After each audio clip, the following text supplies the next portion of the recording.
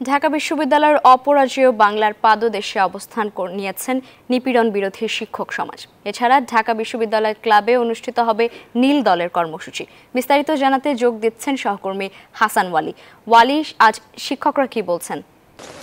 আপনাকে ধন্যবাদ। আমি এই মুহূর্তে রয়েছি ঢাকা বিশ্ববিদ্যালয়ের অপরাজেয় বাংলা। এই জায়গাটিতে কিন্তু বিভিন্ন বিভাগের পক্ষ থেকে বিভিন্ন ধরনের সমাবেশ হচ্ছে, মূলত প্রতিবাদ সমাবেশ।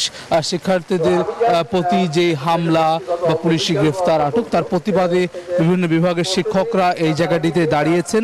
আমরা এর আগে দেখেছি লোক প্রশাসন বিভাগের পক্ষ থেকে এই সমাবেশ করতে। এখন অর্থনীতি বিভাগের সমাবেশ চলছে এবং ধারাবাহিকভাবে এরপরেই নিপীড়ন বিরোধী শিক্ষক সমাজের ব্যানারে আরেকটি কর্মসূচি রয়েছে।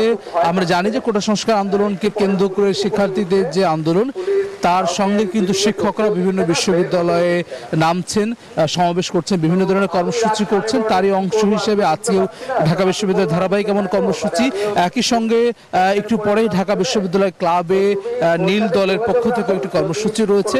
এইসব কর্মসূচিতে কিন্তু বিভিন্ন শিক্ষকরা কিন্তু অংশ নিয়েছেন। তারা বলছেন যে খুব দ্রুত সময়ের মধ্যে শিক্ষা প্রতিষ্ঠান খুলে দেওয়া এবং হলে যাতে করে শিক্ষার্থীরা থাকতে পারে সেটি নিশ্চিত করার জন্য মূলত তারা তাদের দাবি জানাচ্ছেন। তারা বলছেন যে আইনশৃঙ্খলা রক্ষাকারী বাহিনী যাতে করে শিক্ষার্থীদের সঙ্গে তারা যাতে করে মানবিক আচরণ করে, একই সঙ্গে কোনো ধরনের ধরপাকড় যাতে করে বন্ধ হয়, সেই দাবি কিন্তু এই কর্মসূচিগুলো থেকে তারা করছেন। সব মিলে ঢাকা বিশ্ববিদ্যালয় থেকে ছিল আমার কাছে সবশেষ।